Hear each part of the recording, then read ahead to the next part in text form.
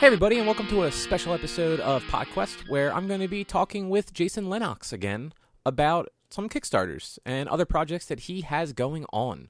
We talk about his recently wrapped up Lords of the Cosmos issue 4 that he just finished sending out to everybody. And we also talk about his upcoming Satanic Coloring Book, volumes 1 and 2, that are going to be launching on Kickstarter on October 5th. And make sure to check the show notes for links to that if you're interested.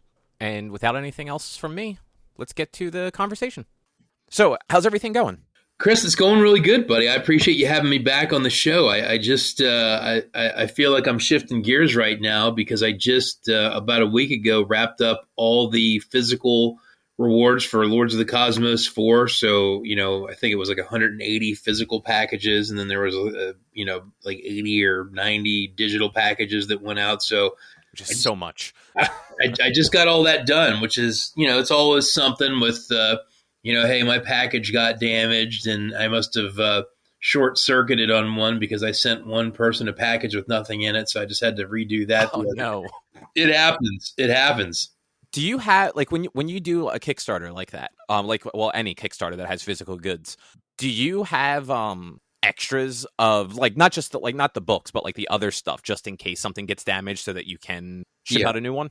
Yeah, no, you want to have, I guess the term is breakage, where you have extra books. We had stickers, we had little tip-in art cards. So I had plenty of extras. I had t-shirts, and there's extra t-shirts too. But it's one of those things that when you do enough of those things, I still have two rewards that have not gone out because there's two people that paid and they have not filled out their surveys and they have failed to respond to multiple emails and messages. So it goes both ways where, it's like I have backers that who knows? I hope they're okay, but they don't. I feel bad. They took their money and they won't give me the information to send them their stuff. So there's two lonely envelopes on my workbench with their names and information on them. Yeah, and it makes you wonder, like, did they stop using that email address maybe? Well, I mean, here's the thing. I mean, you hope it's something that basic and not exactly. Or hey, maybe they're in jail, but you know what I mean? Like, you don't know. But yeah, so there's always a lot of loose ends, where, one package showed up mangled and, the backer asked to get a replacement. So, there was, I would say about 2% of the rewards had some sort of, maybe even 2%, maybe 1%, or there was something, resending packages or, something of that nature, but it's not bad. It's not bad. So that's always a big relief to get that over with. And I had put Lords of the Cosmos 4 to be completed in September, and it was completed in September. So I got mine. God, it was either end of last week or beginning of this week. Time just doesn't actually exist anymore. Well, I'll tell you what, isn't that time we were talking about it and you got yours? So it wasn't like, well, Jason, I didn't get mine, right? Exactly. No. I mean, luckily, you're just in PA, I believe, right? Yep, just outside of Penn State. Yep. Yeah, so like I would hope that the U.S. Postal Service wouldn't take too long to deliver. I'm in South Jersey. I'm right outside of Philly. This far, but you never know. You just, when it comes to shipping stuff, you never know like when stuff's going to turn up places. Well, I will tell you this, because I do have packages going out every week through my Etsy store. And before the presidential election last year, there was definitely something up with the post office because I think I had like 7 packages go missing and I had to file either insurance claims and or resend and or things showing up like in December that were mailed in October. Wow. So I know there was a lot of, people sniping at the post office that something was wrong. And there definitely was something wrong. And after the election, it all stopped. Like like I said, I had one package get mangled that was probably more on my end. Full disclosure, I'd sent a few out earlier using a lower strength envelope, and it was one of the just manila envelopes with a piece of cardboard in it that got crushed. And I actually paused. And then I use these hardened cardboard photo envelopes that my friend Dave that does Lovecraft PI said, why don't you switch it up to this? So that was even really my fault. That wasn't even the post office's fault. I probably was using too weak of a mailer, and I upgraded my game. So your envelope was probably a hardened brown cardboard one? Yep, it was one of those. So I switched it up after I mailed about a dozen. So that was really more my fault than the post office fault, but the post office has been money since the election. So like, which I mean, that's helpful because Yeah, like having to take that many packages anywhere to ship them it's a lot on both sides. Oh yeah. So I mean, here's the thing. I mean, Lords of the Cosmos 4, I felt went off without too much of a hiccup. I was going to try to get it out sooner, but we had a couple problems with printing. You definitely got those messages, Chris, where we were having some problems with the quality of the physical books, but I was pleased. Yeah, I remember seeing those. Yeah, so that was kind of a bummer, and it slowed things down. But hey, we still hit it on time, and I was really excited with the final physical book. So here's my question: did you get a chance to read it yet? And you may not have because we're all busy, but did you get a chance to read it yet? I haven't read it completely. I read the main story, Yeah, and I kind of like flipped through the backup stories just kind of see like what the art and all look like. yeah. But you're right. Like time, I was so my actual full time job last week. I was on call all week, so I was just in this like zombie state, like Monday to Friday. But I mean, as usual, like the art in it's great. That's kind of half the reason I like that book. Is Good. just like the character designs and everything in there. And even so, I know you do the main Mhm. story and then you bring in other people for all the backups. And it's always just cool to see like what style other people are doing with these characters that you're kind of like fleshing out in the main story. Yeah, yeah. I mean, I felt it was our best book in the series to date. I hope issue 5 tops this one, but I was proud of it, man. It was a great process. It was a great Kickstarter. It was cool to get it out on time, and a couple hiccups notwithstanding, which you really have to expect that something's going to happen.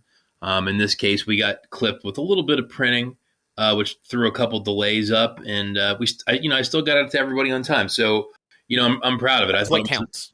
what's that?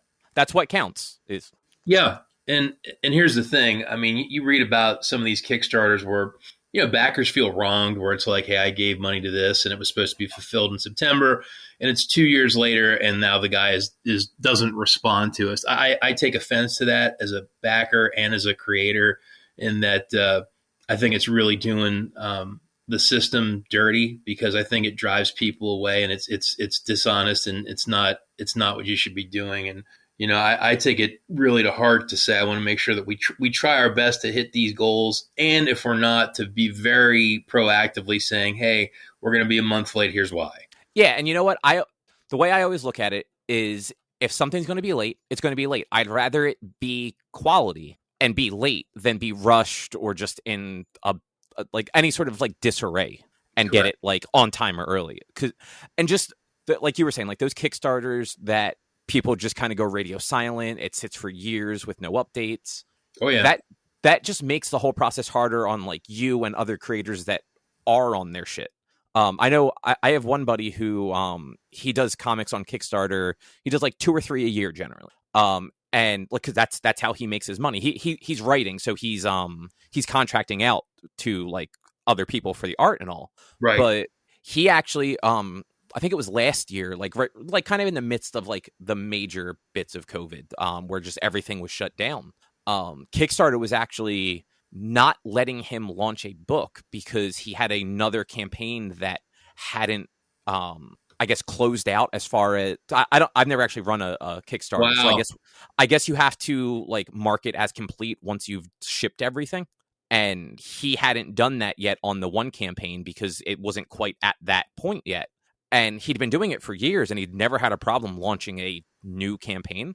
And like he had to go through hoops with Kickstarter to be like, no, like look at my track record. Like I'm good for this. Like, Yeah. So I'll be honest. I think, and I've never done it, there's like boxes you can check to say that you delivered things. I've never taken the time to go click all those boxes, but I I've don't also, blame you. I've all, I guess to me, it's kind of more between me and the fans that like, I know you got your stuff, and everyone that's had a problem, I jump on it real quick to take care of people with it. So I, I don't know. I feel at peace with the project that I know everyone's got their stuff. I've got my two, no survey people, and they may never fill their surveys out, or they may fill it out in a year, and I'll still send them their stuff. But I know the book's being done, and to me, a lot of it is shit you can tell by the comments, because their Facebook, Kickstarter is like a big permanent record, because if you get torched up on there, it stays.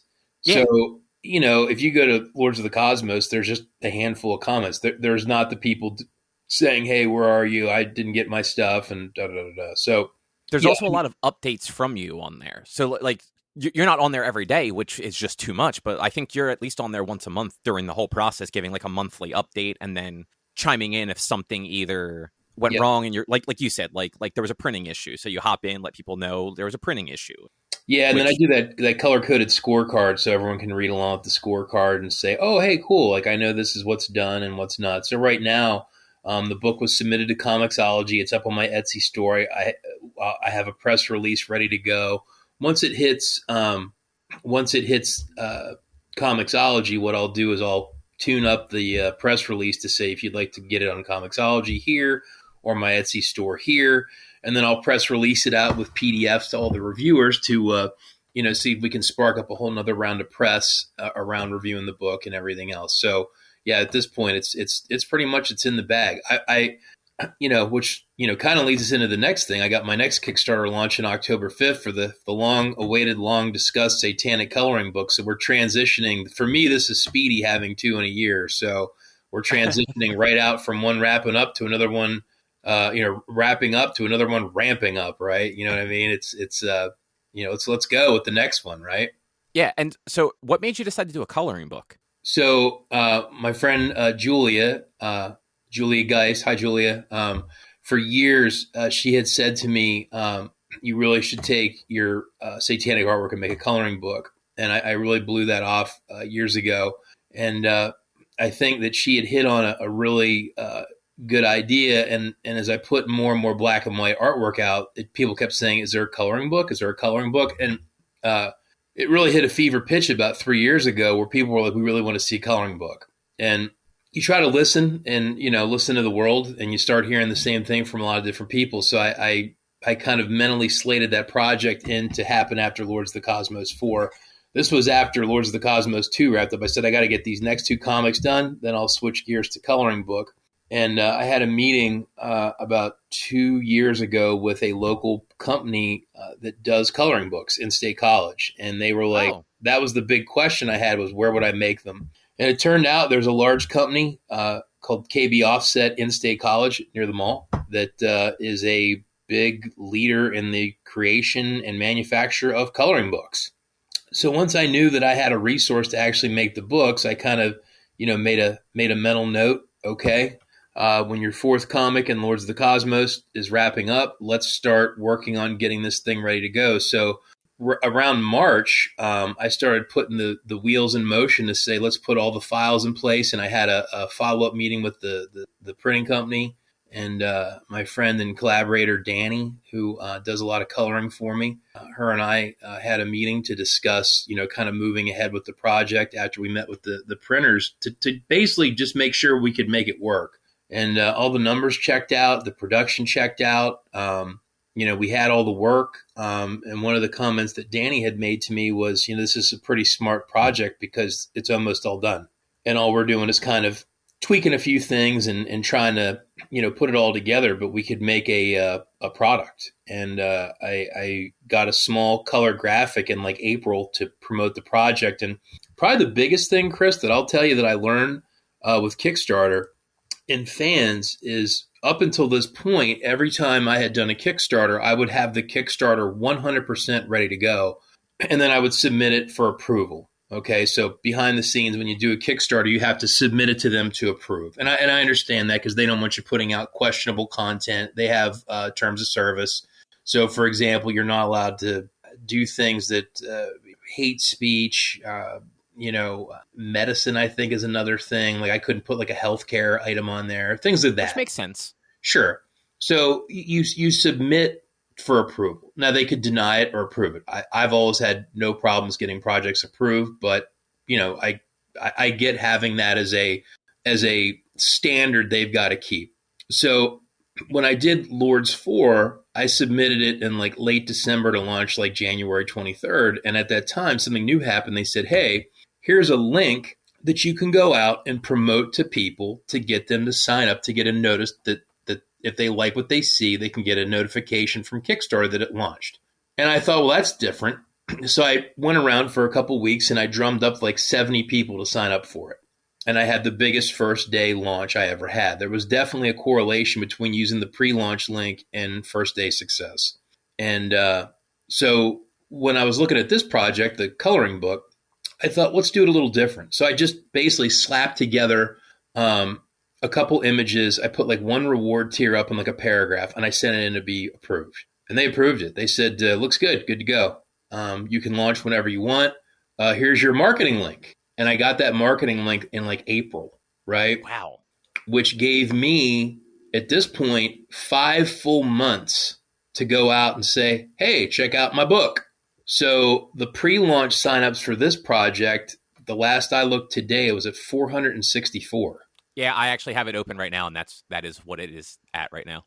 So I basically, and so as opposed to getting the Kickstarter 100%, we're wrapping up the Kickstarter this week. There's a handful of edits. I hired a really wonderful graphic artist named Randy Faust, and he's putting together the final graphics. He helped me put the video together for the project. And I did a deep dive yesterday into like text editing and grammar editing, and he's making a bunch of changes this week on the graphics inside the campaign. So the campaign should be ready to go by the end of the week, like Friday.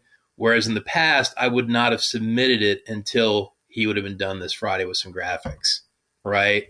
So the game has changed if you're into the long-term marketing. So I basically took this entire summer, the last 5 months, to be on campaign for a Kickstarter that's going to launch October 5th. Which, so, I mean, it's assuming everyone sees the email on the 5th when it launches, you have that's a pretty good start with 464 people waiting for this, basically. Yeah. Well, keep in mind, if you start extrapolating the math, right, the last Kickstarter for Lords was my biggest to date. It had 70, we'll call it 75 pre-launch followers. It ended up having 263 people back it over whatever the month it was on Kickstarter.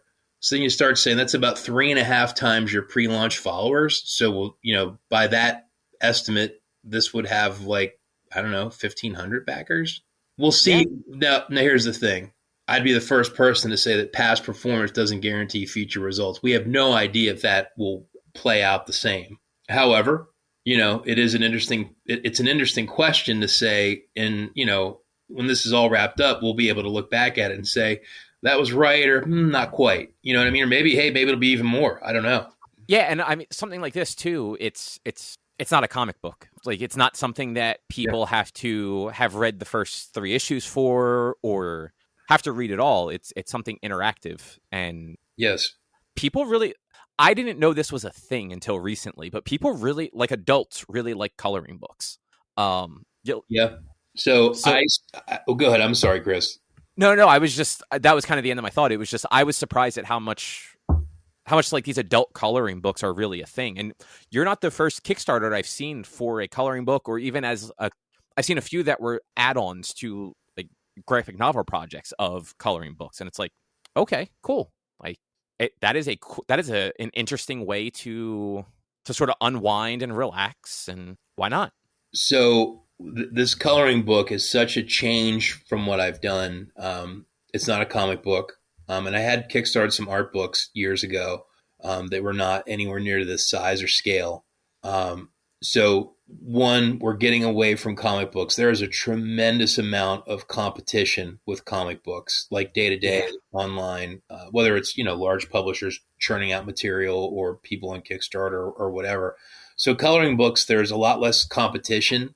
And also, by branding this as a satanic project, this is something that has really energized the online satanic community, which is a whole nother animal that is not really serviced. There was a satanic chick tract that Satanic SF put out. Boy, it might have been 4 years ago now. We'd have to look it up. And that was the last one that I really recall that actually branded itself as a satanic product. So again, this is a different animal altogether, where this is now taking on, for some people, it's personal. It could be help them identify with their religious beliefs. It's a forward-facing product to a a group of people that is, in my perspective, very underserved with product. So what does that mean like when this thing gets put out live to the world?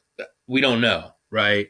We don't Yeah, know, but it's actually really exciting to kind of get that feel for, you know, people getting excited about this product. So yeah, and it looks like I think I did the math right. So it's two different books technically. It's an yes, adult book and then an all ages book. But it yeah, looks like it's about 76 pages altogether between the two of them. that's about right. I'll send you a link real quick. I'll let you get into the Kickstarter. You can start taking a look at I'm it. that is actually what I'm looking at. Oh, did It was in I think it was in one of your newsletters, maybe. let me send you a private link while we're talking. You can go right into it because I got it spelled out there by the page count and everything else. Oh yeah, no, I am looking at the preview of the Kickstarter. Like I see all like the reward Oh, tiers and all. you know what? Yeah, then I did. You got that through my press release stuff. Bingo. Yes, yeah. Yep, you got Um, it. You're good. So yeah, it's about 70 some pages, like 76 is probably sounds about right. And what had happened, and this is kind of my roundabout story to think about, is I love the cartoon Robotech. I loved it when I was a kid, right? But Robotech was a Frankenstein monster. yeah, And then Carl Masek went out and bought three smaller shows and basically cobbled them together and then used some narration and titling to say it was all one show. And, we as, the youthful American audience bought it as one show. It worked. But in reality, it was three completely separate shows. So the Satanic Coloring Book was never, the pieces were never made for a coloring book. They were just made as either spec pieces or client commissions. And you turn around and you say, let's make a coloring book. So one of the realizations that we had earlier this year when Danny and I were talking to KB Printing was that one book would be very large, and that could start to cause some printing issues with the size. Not that they couldn't do it, but it would just be one big ass book. And then the other issue was theme, is that when we looked at the type of work, that we noticed that about half tended to be more adult topic, and then half was very, kid oriented, where it's like animals, like here's a cat. And I realized that at some point I'm like, this doesn't make any sense to put all this together. Let's be like the sword of Damocles and cut it in half. So we took the book and on purpose made two books, and then made one to say this is adults only, and then one is all ages, which I had a very nice interaction with a young lady online. And she said, I really am excited about this because she's like, I identify as a Satanist. And she's like, I really like your adult content. But she's like, I also have a niece that I want to just gently introduce my personal beliefs to. And she's like, I think it's wonderful that you made a book that I can feel safe sharing with a child. That there's just animals and stuff, and it was some symbols from my beliefs. And she's like, that's awesome, because she is, I want to be able to enjoy all your work, but I want to be able to share with a child. And I was like, okay, that's really cool. And I never really thought about that when we planned it. But when I got that feedback from just a regular person that, ostensibly would come out and back the book, that really hit home for me that we did the right thing. Because not everyone's into like the more, adult content, right? yeah. So, you could get both. You could just say, I don't, I only want the adult one, or I only want the kid one, or whatever you want. You can go either way. Yeah, no, I mean, assuming that, okay, yeah, no, I am looking at this right. Some of like the adult pages, like they're not necessarily like bad. They're just, I see what you mean. Like they're a little more dangerous, let's say, as far as like, Yeah, there's like a skeleton with like the ram horns and stuff like that. Like it's nothing offensive. It's just, yeah. I can see some people wouldn't want like a 6-year-old coloring that, but Well, a corgi, why not? there's going to be nudity in book one. So, I mean, that's the big concern that I have, is I don't want to, sell a product to kids that has nudity, because I wouldn't want someone selling that to my kids. So it's say we just broke. That's fair. And look, I don't think it's like crazy nudity, but there is nudity. So, if people are upset by seeing, naked breasts, then, that's volume one. Right. So, to me, it was, again, it made sense theme wise, but also I don't like censorship at all, but I also don't like exposing kids to things that are inappropriate. So I think the smart thing is to always say, hey, we're going to make something for both, right? And if you would prefer the more adult content, there's going to be some nudity. there might be some adult themes, right? We're going to put that in one place. So I want the adults to have their option, right? And also, I want to have things that you could say, hey, if this is a kid and we're a household that we want to, showcase this stuff to kids, it's a rabbit with a pentagram, Yeah. you know. And looking at it too, that like the adult ones they have more of that adult coloring book vibe to them, with like the real intricate line work, like in like the backgrounds and all, like with the stained glass and all in them. Mm-hmm. That like the adult coloring books I've seen that you can buy at like your craft stores and Walmart and stuff, that's always what they are. They're very like stained glass looking pieces where it takes a long time to color them in. Mm-hmm. And then the volume 2, the all ages, it's simpler, Yep.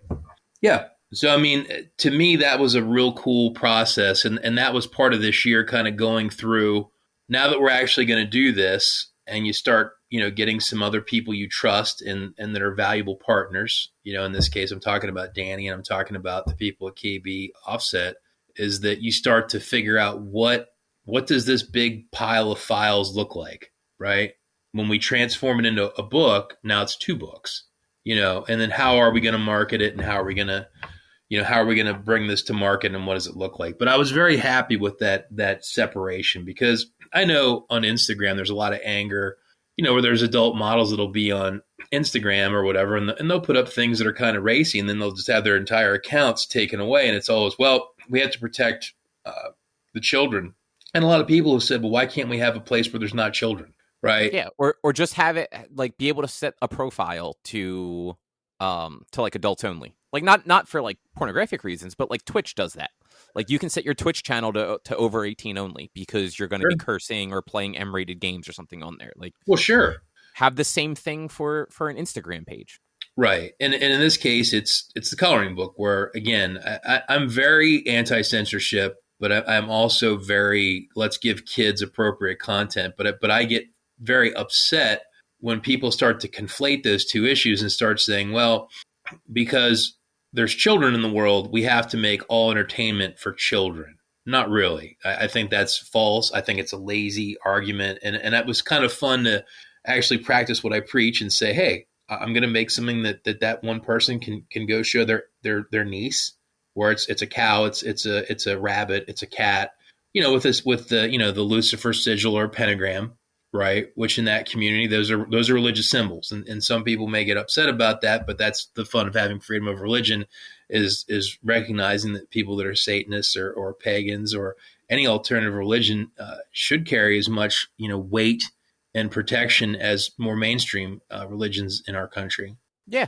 I mean, if they are a registered religion, like why can't they have the same? Exactly. So to me, it was really cool to that conversation really made me feel good, because I was like, this is spot on, because we're going to give the adults the stuff they want, and you know what, we can give something they could take to they're little Satanists, and I think our description, we call them for the little hellhounds in your life, right? So it was cool, and yeah.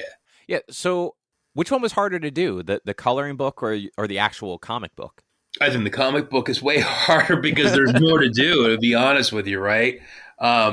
With the comic book, you're getting involved with, text and lettering and editing and story continuity, and that's a lot harder. Whereas the coloring book, I actually had someone say, it'd be really cool if you started to make the coloring books have a story and more of a narrative thread. And I said, it is kind of nice to take a break every now and then. So I was like, how about we don't do? Yeah, that seems like a bit much. And I mean, to be fair, you figure all like Lords of the Cosmos it's black and white. So somebody wants like a digital copy of it, they can always, throw it in the Photoshop and make their own coloring book out of it. That's right. So to me, part of doing this was, listening to the world. Part of it is sometimes it's nice to take a break and not do the same thing all the time. Like, I love doing Lords of the Cosmos, but to be honest, it's kind of cool just to take a little pause and do something different. It helps my brain stay fresh. And the other exciting thing is maybe it helps expose me to a completely different audience that will want to check out other things that I do in the future. So, someone may say, I like this guy's coloring book, but what else is he doing? Because I just like the process and I liked it. So, yeah, especially with something like this, where like it's not necessarily geared towards people that buy the comics. Like, right. So like if you get like the right hashtag on Twitter or something like that, or I think you mentioned in an email that this was already picked as a project we love by Kickstarter, so it gets like Yes. that front page treatment. Yeah. Um, So, and this is the other, so little story about that. So, I got a message from, a lady named Oriana Leckert, and Oriana is the head of Kickstarter publishing.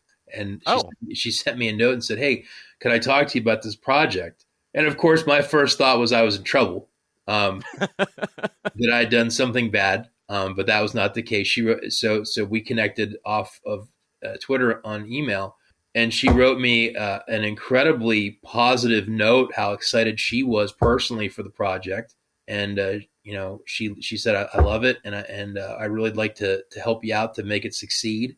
Could I review the project and give you just a couple critiques? And I was like, sure. So she sent me a dozen minor changes, just small things. Like, for example, she said, "Hey, you have like people's names, and then you wrote out their social media tags. Why don't you hyperlink them?" I was like, "Well, you got me there. That's a pretty good idea." So it was incredibly wonderful to get that from her. And she said, we'd like you to get your launch date locked in, because we really want to put this project front and center for October promotions, which I guess they're going to call Witch Starter. okay. So it's going to be a project they love, and then whatever Witch Starter means, we're going to find out. I don't even know what that means, but we're in Witch Starter. So Oriana was just delightful to deal with, super helpful. I had never had anyone from Kickstarter talk to me, and whatever she saw in the project, if she saw something in it, what does that mean to the public? So that is a very exciting thing to think about. Is how much support will I get from Kickstarter? Who knows? I'll take anything I can get, but it's real exciting. But I think just doing something different, it helps keep you fresh. You know what I mean? Like, and maybe doing something different will get me, attention that I wouldn't get from doing the same sort of thing over and over. You know what I mean? Like, so it does Yeah. help to switch up your game, just to keep yourself mentally fresh, right? But also to expand your audiences, and somehow it got attention from Kickstarter that my comics never did. Now, again, Yeah. so what does that mean moving ahead? It can only be good stuff. Yeah, exactly. Because like you said, maybe this is just you get flagged on like the front page of Kickstarter or however they really do Sure. that sort of thing. But that's how many thousands of eyes that they might only glance at it, but that's still people that would have never seen it otherwise. That just they were on the front page of Kickstarter. It showed up on their feed or whatever we want to call it on the Kickstarter page. Sure. And like for you, like you were saying, just as that chance to do something different, it's also a chance for you to I would think, just kind of like sit down and just kind of draw for fun almost. Like you don't have to tell a story. You're not trying to fit a narrative into so many Yeah. pages or panels. You can just be like, I'm going to draw, a skeleton today, and it's going to be badass and cool, and it's going to have a sword or whatever, and Yeah. that's that. I may change out a few of the animals pages and make some different pages after the campaign wraps, to kind of switch it up. Depending, I might do a stretch goal with like some new art. But like you said, there is sometimes it's nice to give yourself a break. Where doing a sequential project, I think, is incredibly difficult. But saying I'm going to draw a pig with a pentagram, that's like that's like bench pressing 20 pounds. Yeah, exactly. And I know you mentioned when we first started talking about the coloring book that some of this stuff was just pre-existing art that you'd already drawn. Yeah, some of the stuff goes back to 2015. So how many pages do you think you've actually made new just for this? 2. Oh, wow. Okay. Yeah, I mean, it's all pre-existing stuff. Like there was Which, 2 pages. Yeah. which honestly, after just wrapping up like a previous Kickstarter, it's got to feel nice to be able to like kind of roll into this one, just kind of like, yeah, no, we're good. We just have to get it back now. Like, Yeah, I mean, exactly. And that's, like I said, I cringed when that person was like, you really should try to make a narrative in this and tell more of a story. And I'm like, look, so with the stuff in rituals, I started drawing a bunch of like satanic characters and kind of satanic rituals. And part of that was that people were asking questions about like some of the characters, like what do they do? And and what are their roles in their little world. And to me, there was a lot of fantasy artists that I grew up with as a kid, some famous, some not so famous, that like the Hildebrandt brothers are two that come to mind, where they would just put out like a fantasy painting or like a series, and they might have a character that might be in 2 or 3 pieces, and you would just get these really amazing, prints or paintings, and it would just be like, this is the fantasy world of whatever, and you could just look at these paintings and just say, I'm just going to imagine what's going on, right? Like if there's a wizard in a few of them, like it was just up to you to imagine it. Like, is he angry? Is he on a quest? Like, is he old? Like you're just trying to figure out what's going on. And like, it's just use your imagination. And so I think if you looked at the Satanic Coloring book, the Rituals book, you might notice some characters repeating on a few pages, or you might notice some that seem to have different relationships. Like there's a guy that's kind of a general, then there's some that are kind of like soldiers. And people were like, does that guy run the other guys? You know what I mean? Like, who's in charge? Is that person the same person in this one? And like, to me, let's let the people use their own creativity and tell their own stories. I don't need to sit and spell out, well, let me put the depth chart to the demons in the book. It's cool. You can just take a look at it and figure it out yourself.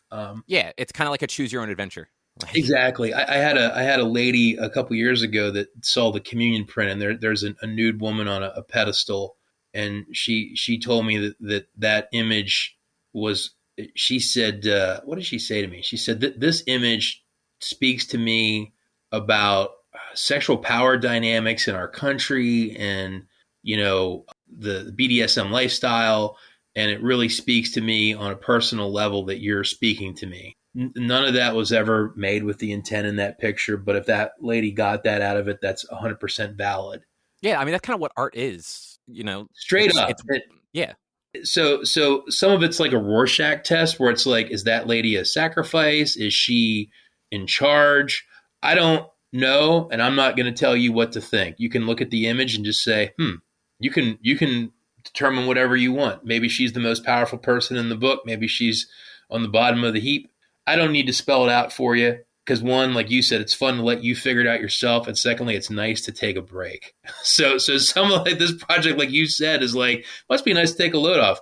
You're damn right it is. You're damn right. Sometimes this is fun to have an easy project that, like, not everything has to be heavy lifting. And like I said, I love Lords of the Cosmos, but there's a lot of heavy lifting doing something like that. There's a lot. Yeah, I mean, I feel like any comic book is a lot, and when you're not working with like a publishing house, so like it's all on you to find people to do stuff, to package it up, send it out, get it printed in the first place. Like, I think that's the one thing that a lot of people don't think about when it comes to like creator-owned stuff. When you're doing it on Kickstarter, whatever other platforms are out there for that sort of thing, it's just there's nobody behind the scenes doing any of the heavy lifting for you.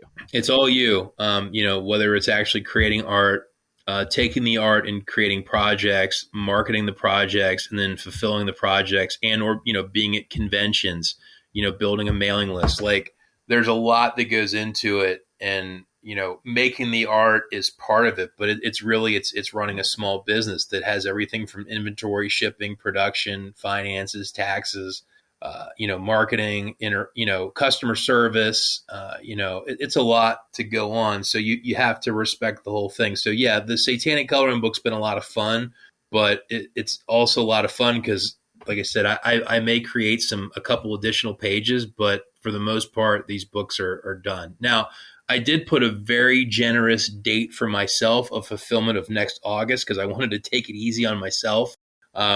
In case anything happens, and or if this project goes haywire and there's 2,000 backers, and I might have way more work than I know what to do with. So I tried to pre-program in delays into this thing before it starts, just to make my life easier, because you got to take care of yourself. Because a couple people will be ready for Christmas. I'm like, maybe, but that's some crazy timeline right there. I'm like, maybe next year, but here's the thing, like the beauty of Kickstarter is you can just set it up yourself. So if you look at the due dates on my rewards, Chris, they all should say August of next year. Yeah, they do. I was actually going to ask you about that later, but you did it yourself. Because I think you did, about 8 months for Lords of the Cosmos 4? Yep. And I know when we talked before that book launched, you said it was basically all done. Like there was some of the behind the scenes work that still had to get done, but you didn't have to make the whole book. Right. So like that timeline wasn't anything just crazy where you were just. I assume you weren't sitting up all night like drawing pages to get them done by the deadline to get them out to the printer. No, so Lords of the Cosmos, what needed to be done was the backer page, which I'm not doing everyone's name because that's a huge pain in the butt for this coloring book where you collect everyone's name and make the thanks for backing the book. I don't know if I'm going to do that again after issue 4 because that's gotten more and more difficult to do. Really? Yeah, I'm telling you, people, hey, you know what? I know I said my name was Joe, but could you put, Superman or, Supernaut or it's just, it's very difficult. So I may just, Oh. I may quit doing that. It's just a lot of work. And then you're waiting for people like, hey, can I send my name in late? Yeah, like I guess I never thought about how fickle people could be with that stuff. Because like for me, like whenever I get those emails from Kickstarters, I'm like, oh, my name's Chris. Like, yeah, believe just me, put my name in there. It's so cool. so I needed to do that, and then we had to do a couple tweaks on formatting, and I was hoping to have those books out in like July. And then we got hit with this printing problem like early June, and then that threw everything behind. So with Satanic Coloring Book, what's not done is the inside front cover of both books, the inside back cover of both books, which is the credits, and then the back cover. So Danny, who I'd mentioned before, she's gonna set those all up, and I have a folder for each book for each credit. For in the front inside covers a forward, and then the back cover is kind of a marketing piece. All those things are done, except the ISBN code and UPC code has to be purchased. And then out of respect to her, I'm going to send her all that stuff at once to make it. We may have to do a little formatting on some of the 2-page spreads that are in the coloring books. And like I said, I may take about 2 months and knock out a couple additional pages for the one book. But once that's done, those books are ready to roll. So again, it's similar to Lords of the Cosmos, where most of those books were done. But I always like to give myself a lot of space, man, because you never know when your own life's going to get busy, or you're going to have something like that printing error. Yeah, and that seems just from I have backed a lot of comics over the years, and that seems to happen more often than like I feel anyone would think it does. Just and like nobody's fault, a book doesn't print right, the printer doesn't catch it, or something like that. You don't catch it till you get like a stack of books to like proof. Yeah, you have to go back and maybe there's a typo, maybe it's the page wasn't lined up correctly or something. Well, what had happened with Lords was that the covers looked like they were hit with like a wheel, and there were these big marks on like almost every cover, and we had to like go backwards and like redo paper types. And oh wow, yeah, it just took a while. It just slowed everything down. But I also had sketch covers to do and everything else. Now with coloring book, there is like add-ons where I will color a page, or my wife will color a page, or my kids will color a page, because people are fans of my family, so they're going to get on the action if you want the Lenox kids to color a page for you. Some of the models that worked on the book as models that I collaborated with, you can, some of them will have a color a page. Lucien Greaves, the co-founder of the Satanic Temple, has 5 color pages that he will do for fans. Oh, that's pretty cool. Yeah, so there's some things like that if you know who some of these people are, it might be something you'll do as an add-on to have someone color a page for you. But coloring a page is a lot easier than doing like a original sketch cover. Oh yeah, and because at that point it's like you have to figure out what you're going to sketch. Oh my goodness! Yeah, you got to lay it out. You have to actually draw it. You have to look at it and be like, I don't like how this turned out, and you erase the whole thing and start over. And I mean, we had one for Lords of the Cosmos. He wanted me to do Hulk of the Cosmos, so I had to do Incredible Hulk, Lords of the Cosmos. That's a lot. That's a lot of work versus I'll just have a beer and get some crayons out and color a page for you. Yeah. Now, do you color do you color any of like your normal stuff, or do you always give that off to somebody else? I have a handful of people that I'm blessed to have as colorists because I don't want to mess with it, so I just go right to them. Now, for the coloring book, yeah, I'll be getting up crayons or colored pencils for that, but for my prints and stuff, no, I don't color. Yeah, coloring seems really hard. I mean, like coloring a coloring book, different, but like coloring like a print or like a cover, like That seems like a tough thing to do. So I work with a handful of people that color for me. So Danny colors stuff for me from time to time. Jesse Heege, who's a professional colorist that's really awesome, he colors stuff for me. My one inker, Dario, occasionally colors things for me in a pinch. And there is Miss Swan, who is in England, and she has colored things for me in the past as well. And I need to get her back to color some stuff again.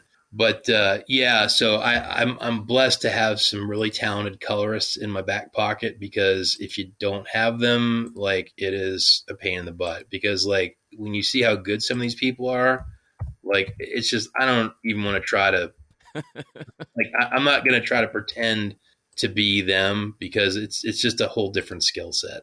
Yeah, like I know a few people that they'll do colors on like commissions, Right. like with like the markers that you artists use that look super fancy. And that like that's like the extent of it. Like it's nothing super detailed. They're not selling it in like mass production. And I'm just like, even that just seems incredibly challenging to like actually make it look good. Yeah, and I just had to check. It's Kirsty Swan. She's a colorist that has done some really awesome coloring for. I said Miss Swan because I was like, I didn't want to mispronounce her name, but she's from England and she's super talented. She's a ferret mom, and she has a really soft touch when she's colored some of my work, where it just has a really watercolory feel. I don't even want to try to do their thing, because it's just I don't have time for it, and I don't think I could do as good of a job even if I tried as these people. So yeah, but the coloring book, I'll definitely color. But like you said before, I'm giving myself a break, because it's going to be fun to color some coloring book stuff versus having to do sketch covers. So yeah, I think August, I'll probably be done early on these things. But again, just building in a pad, I'd rather be early than late. Yeah, and like that it's a pleasant surprise then. Like people get their books in June for it's 2 months early. But like if for some reason you're backed up and like they don't go out till August, hey, you hit your deadline. Yeah, and I have a couple commissions, like private commissions, that I have to do for clients in the fourth quarter of this year. So again, I got to take some time to do those. And again, it's all about building the project that you can do. And like you said, it's just, if you're one person, there's only so much you can do. So I don't want to tell people, yep, we're going to have this out in time for Christmas. And then people are ordering it and then they don't get it. Now they're angry. Yeah, yeah, exactly. Hey, I And bought. like you said, like maybe next Christmas, like Christmas 2022, you'll definitely have this book. Sure. And here's the thing. It's all about setting appropriate, realistic goals, where it's like, look, I'm not saying we won't get it out for this Christmas. Maybe it may happen. But like you said, pleasant surprise versus, I bought it for so-and-so for Christmas, and now you misrepresented this. And you're like, oh, you know what I mean? Like, sorry. And I think that's very unfair. Yeah, that's one of the things I like on Kickstarters is when people like there's the estimated delivery date for a reason, and like I feel like some people they try to they don't do what you're doing. They're not building in that like that buffer in case something does come up. They're just like, oh yeah, no, like we'll definitely have this done in 3 months and we'll have it shipped the month after. So 4 months from the day it ends, it's going to be ready. But like realistically, it hasn't even really been started yet because they're waiting for the money from the Kickstarter to even like enter production. Well, and then something else, and so this is kind of a first time I'm talking about it publicly, is like one of the things that I've been pondering doing, and I think I'm going to give it a shot on this campaign, is I'm going to let the Kickstarter wrap, and then I think about a couple weeks afterwards, I'm going to open it back up on Indiegogo and see if there is a different audience out there, like a scaled down, simpler campaign. I've heard that certain people just dislike Kickstarter. I don't know whether it's like the business model or what Kickstarter takes on the back end. They just don't like going through Kickstarter, but they'll like back things like through an Indiegogo, or there's some other platforms I think that do it also. Yeah, and here's the thing. I think again, it's more of an experiment to say, is there a crowd there that isn't on Kickstarter? Because I don't think we'll have to do very much work to set it up on that platform, right? Because we're just going to like basically copy and paste things over the video. And did you get a chance to watch our video on there in the Kickstarter? I haven't watched the video yet. I actually Yeah. didn't. I didn't pull up the page until right before we started recording. Well, it's pretty neat. I actually did a script. I wrote a script, and for the first time ever, we had a voiceover person do a video voiceover for one of my campaigns. Oh, nice. Is Yeah, that kind of, you're going to try and do that with future ones now? I think so. And I actually got one of my clients is a heavy metal band called Dead Animal Assembly Plant, and they gave us music to use in the videos. We actually have real music. Oh, that's awesome. Yeah, like licensed, like they gave me their blessing to use it, right? So they even have a credit in the campaign. But we're going to tweak out the voiceover just to change Kickstarter to Indiegogo at the last second, and then we'll just change it where it says now on Kickstarter. We're going to make it now on Indiegogo. Uh, my thought is, if this project makes 10 grand, maybe Indiegogo makes 1,000. To me, that would be a win because we're not going to put not that we're not going to put effort into it or I'm not going to put effort into it, but it's going to be a lot of let's just export the campaign we've got and put it over there. Yeah, you took the time to build the Kickstarter campaign. Like, why not use it again if you can?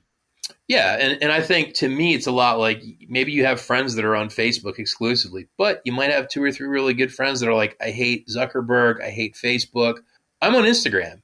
And, if you're only on Facebook, you're only going to hit them. Like you'll never hit them because they, for whatever reason, they're not there. Now, Yeah, again, is it they don't like a managerial procedure? Do they not like something about it? Like, like why do people like Facebook or Instagram or Twitter or, uh, TikTok? So I think to me, it's just kind of saying, hey, I'm going to just try to be somewhere else. And if it flops, like I'm not going to be hurt. yeah, and I mean, if the Kickstarter succeeds and you don't get traction on Indiegogo, like it's still a win.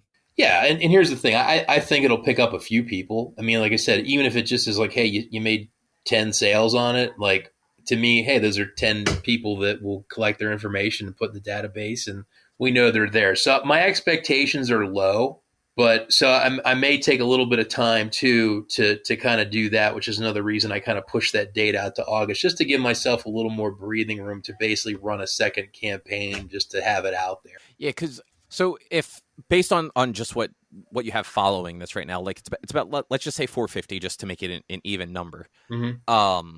How long, like once you have those physical books, how long does it actually take to like package and ship all of that? So if you only had one thing and it was just like I'm making one widget and the only thing you can buy from me is a widget, you could do it pretty quick. However, with something like this, it's going to be like packing at a buffet where there are 2 books. Some people may buy one, some people may buy both, some people, may buy, a bunch of one, you know what I mean? And then there's different covers. So every person is going to have to be pulled. So there's satanic pencils you can get with this thing, right? It's an add-on. There's a satanic pin that I designed. Like I made an enamel pin. There are coloring pages where it's like, does Mercy West color your page for you, right? So what'll happen is I'll get a spreadsheet that'll dump all that stuff on me like a matrix, and then I'll have to pull all the data and order the books, and then it'll be like corralling 1,000 packages. Like here's Chris Cobb. He bought one of each book. He gets cover A and cover C, and he bought a pack of pencils. And I'll have to pull it, pack it, put it in put an envelope. So if let's say we had 1,000 people, it might take a month or more to get that all done because each one may be different, right? And that like that's actually not bad. Like a month to ship that many books. Because like you said, like it's not just the book, and it could be any combination of things after that. There's and I'm not sure if you can get into the add-on menu with that preview link, but Yeah, I'm actually looking at them right now. Yeah, there's T-shirts, there's pins, there must be 20 different people that could color a book. It's a long list. Like yeah, I'm far enough away from my monitor that I can't read all the names on the graphic, but there are quite a few listed on there. Yeah, so I mean, again, like you may have someone that says, "Hey, I want 3 of book 1 and 1 of book 2, 2 pens and a pack of pencils, and I want Lucien Greaves to color a page." So what I would probably do would be to pack all those books, send that out, and then I'd probably send the book that will be colored to Lucien with another envelope in the box to say, please color this and send it to this guy. Just put it in the envelope and mail it. So it could get a little complicated, but again, it's just all about, making sure that you have the inventory, making sure that you know how it's going to work. I did a lot of work yesterday building a spreadsheet out on every tier and every add-on to make sure each one was profitable with all the fees and shipping, to make sure that I wasn't like going to like lose money selling something. Oh, you know what? I never thought about that. Like, you do actually have to figure all that out ahead of time just to make sure, like, Yeah. you're not just eating something. So I basically audited the entire project yesterday for 4 hours on a spreadsheet. That's exciting talk that we want to talk about with everyone, right? Spreadsheet audits. You know, But though, audit, it's interesting for people that maybe have never done this and just like look at it from the outside, like, oh, this isn't hard. This is just, you know, you make some stuff up, you put it on there, and then people give you money. It's like, no, there's a lot more to it. at a basic level, right? Like the basic tiers, buy one book. You have to take the inventory cost to make, which we're not quite sure what that's going to be because we don't know how many books we're going to order, right? Okay, yeah. So that's one. Then you got shipping, right? Like basically so I actually have sample books, and I packed them this weekend in unsealed envelopes, and I'm going to take them to the post office tomorrow to do a postage edit. Like, how much does this actually cost to mail, right? But I have a pretty good idea. So I have a basic number for that.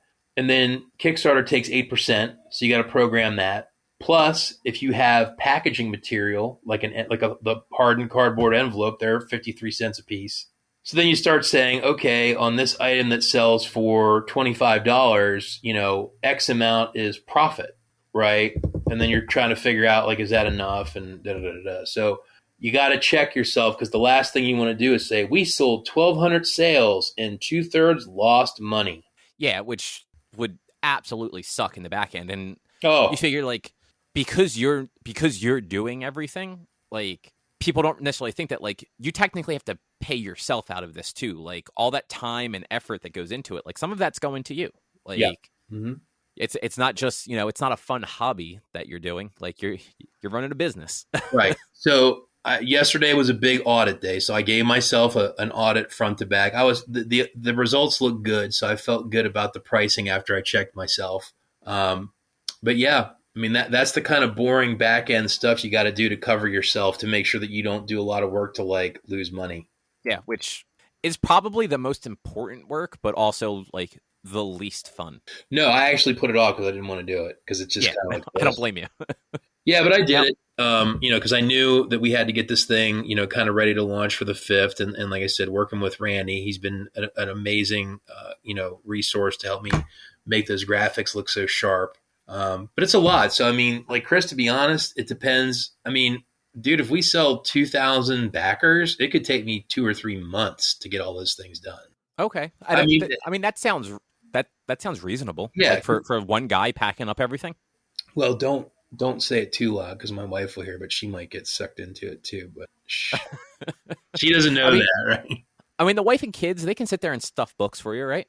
Well, yeah. No, they could probably do a good job helping out with this, but you know, they may get angry after having to color a couple pages and refuse to work after that. So, you know, who knows?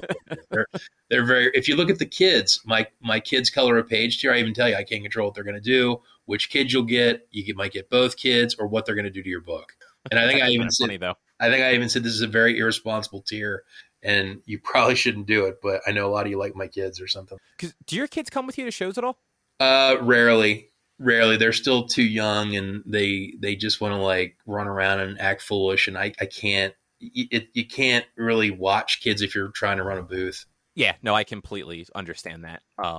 It's hard to run a booth or anything like that just when you can focus on it entirely. Yeah. But I just thought of one other thing too, kind of going back to this like shipping and packing question you had. It's hard to even predict, because we don't know. Like, here's an example. Let's say Kickstarter is like, puts this thing front and center. Let's say they put it in an email and they send it out to like 100,000 people. And let's say this thing gets crazy viral traction and it gets 3,500 backers, right? I don't know how long that would take to pack that many. I haven't even thought that, you know what I mean? Like, you're just kind of like, I don't know. Would that take 5 months? I'm not sure. Yeah, right? You see that sometimes where like a Kickstarter that, you know, maybe they're only looking for like $5,000 to like fund like their book or project or whatever. Mm-hmm. And like it picks up traction, and all of a sudden they've made, you know, $30,000, and it's like, now they have to figure out how to actually fulfill all of that. Yeah. Now, here's the thing. I know we can get all this stuff made and everything else, but it's just an interesting question you bring up, because it's like, I don't know if this thing's going to have 300 backers or 3,000. I don't know. Yeah. And So it's different from what you're used to putting up on Kickstarter. yes, and again, having wild cards like Lucian Greaves supporting the project, and Kickstarter seemingly wanting this to succeed. Like what does that mean? And like it may mean nothing. I don't know, but like you do have to keep in the back of your mind, like what if this thing goes off the rails? Because I think my goal is $2,500. Like it was pretty modest, right? Yeah. So what if it goes to 30,000? It could. I mean, and then if that's the case, like it's a lot of success, but it's a lot of back end work, where it's like, okay, so we got to go get the envelopes, we got to go get bags and boards, and it is an interesting question you bring up, but I'll figure it out. And at least because so right now it says 42 days to go. Is the campaign going to run for 42 days, or is that the buffer between today and when it starts on the 5th? So that's a great question. So inside the campaign, I have a start date of October 5th, and I have an end date of November 7th. And the reason I picked that November 7th is it's a Sunday, right? So I figured 30 days would have been like on a Thursday, and I thought, let's go a little bit longer so I can end it on a Sunday, right? End of the week, Sunday, right? Yeah. As opposed to, I've done this in the past. I said 30 days, and then my projects end on like a Wednesday. And I'm kind of like, oh, I'm at work. I can't really give this the attention in that last 24 hours. So I've learned it's always smart to try to end it on like a weekend, right? Because there's usually a burst at the end. So the reason it's telling you 42 days, if you look at a calendar, it's probably 42 days till November 7th. Okay, that works. Yeah, I just wasn't sure if Kickstarter like bumped it out, like, hey, here's the end date that it has in mind right now. No. That's just all me. Like I have to pull a digital trigger to launch it, but I did put in like a tentative start and stop date, which is like, again, it's like 32 days. I mean, 30 days is like the right amount of time, but I bumped it a little bit just to hit that weekend. I didn't want to go short. I figured 32 was better than like 26. Yeah, which I mean makes sense, and so the reason I asked was it gives you that what's the right word I'm looking for? I guess buffer is not it, but I can't think of a better one. Where if 15 days in this thing has just gone viral and like skyrocketed, at that point you're like, okay, this is well over what we expected. Let's start figuring out like how we can bulk order things, how we can bulk ship things, like all that stuff. Like, it's you don't have to wait till that last day to be like, oh shit, like we did way more than we expected. Yeah, those are all great points. And I also, and again, we haven't even mentioned the C word, COVID, which is exciting. So I just did Harrisburg Comic Con last weekend, which was actually pretty fun. It was good to get out. And was that your first show? It was my first. I did Free Comic Book Day in Williamsport at the Isle of Comics in August, but that's Free Comic Book Day. It's not a show, I guess. Yeah. But so this was my first show in like 18 months.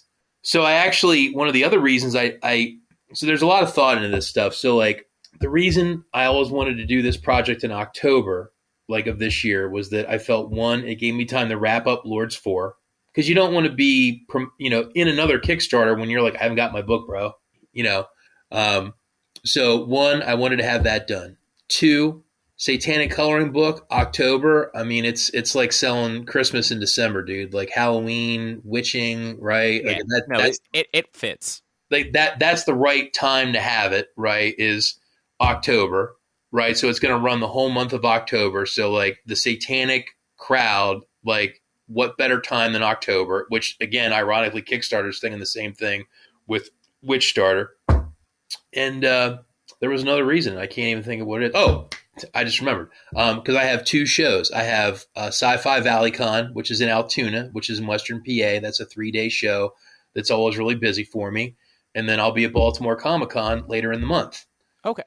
I was actually going to ask if you were doing like New York or Baltimore or any of the bigger shows on the East Coast in October. Oh, I would do New York if they'd ever let me in. And I filled they seem really hard to get into. Yeah, every year I fill a form out, and every year I get a rejection form. But it is what it is. I mean, maybe one day they'll let me in, but I'll keep trying. But I will be at Baltimore, and I will. Out of curiosity, yeah. Sorry, I'm just curious. When you apply for New York, do you apply for Artist Alley or for like exhibitor space? I apply in Artist Alley. I have heard, and I don't know the pricing may just be astronomically different and not worth it, but I've heard from people that going for the smaller exhibitor space on the main show floor is way easier to get. And once you get your foot in the door, it's apparently a little bit easier to get that Artist Alley table. I have heard the same thing, and maybe one of these days I need to get my SHIT together and do that. And maybe next year with the Satanic coloring book, like ready to roll, maybe that'd be the year to do it. Yeah, because you know what? That's something that is a different sort of thing to have on the show floor for people. Because have you been to New York Comic Con? I went there as just to kind of walk around and let people look at my portfolio in 2012, 9 years ago. Okay. Yeah. So, I know. it's basically, yeah, it's basically the same, but there's that on like the main show floor, there's those like 2.5, 3 aisles of art vendors and people selling comics and stuff like that, surrounded by like all of like the big booths from like entertainment companies. Yeah, no, I mean, my recollection of it was exactly that there was like the Ford Motor Company, Marvel Comics, and then it was like 100 little tables of like, hey, I have a science fiction book. Hey, I make, my friend Rashawn Prince I met there. He's a guy that has a book called How to Roll Blunt for Dummies. He had his little table where he literally has one book. Nice. And he's still selling the same book and everyone loves it. I think he has a second book now. I'm lying. I think he has 2 books now. But hey, Rashawn, if you hear this, right? but so I do remember kind of that like random mass of like small comic book guy and, little press publisher and da da da. So, I mean, yeah, there is that there as well as the Artist Alley. So, yeah, it could be that next year will be the time that I, Lords of the Cosmos, Satanic coloring book. Maybe that'll be the time to just say, let's do it. And it gets you up to New York for a weekend. All true. Which I'm not sure if that's a good thing or a bad thing at this point, to be honest. Hard to say. But anyway, back to my October and not this. Now you got me going to New York. It's great. I got Baltimore and I got Altoona, and I have 11 by 17 black and white sheets that you can color at each show with clipboards and colored pencils. Oh, nice. And each sheet you can take home and has a QR code. So now it's like you can interactively color with me and then scan the QR code and back the Kickstarter during the show. So I got that going on too, right? Now, are they prints up from the book? Yes. Okay. Yep. So it's like you said earlier in the interview, it's an interactive book, right? So you can interactively, right, color at these shows and, back the book with your phone, which I've never used the QR code before too. So a lot of this too, Chris, is me getting smarter and learning. Where it's like, I'm going to use QR. I'm going to mark it better. I'm going to mark it longer. I'm going to mark it in different ways. Like I'm going to think more about, using other platforms to go with Kick. So I'm throwing a lot of good knowledge out here for everyone if you're listening. So it's school with Jason this evening. But it's I think October is going to be wild, man, because it's like I said, I think it's the right time of year. It's spaced out enough for my last project. We've got all these people signed up for it, plus having 2 big live events where I may see hundreds of people talk to me in, a couple weeks. That's a lot of people to talk to. Yeah, and Baltimore historically is always a really good show. And it's October 22nd, 24th seems like a good weekend for that. Right near Halloween, Satanic coloring book. Plus, I will have art in the Baltimore yearbook, so that the art that you noticed in the coloring book of the demon with the little skeleton wings on its shoulders, that is my color. That was colored by Jesse Hege for the Baltimore for the Baltimore yearbook. So you can get that for me as a colored print at the show. It'll be in the yearbook, and it gives me another reason to talk about the coloring book. Which, like you said, you got all those different marketing angles coming in from all different sides. Yeah.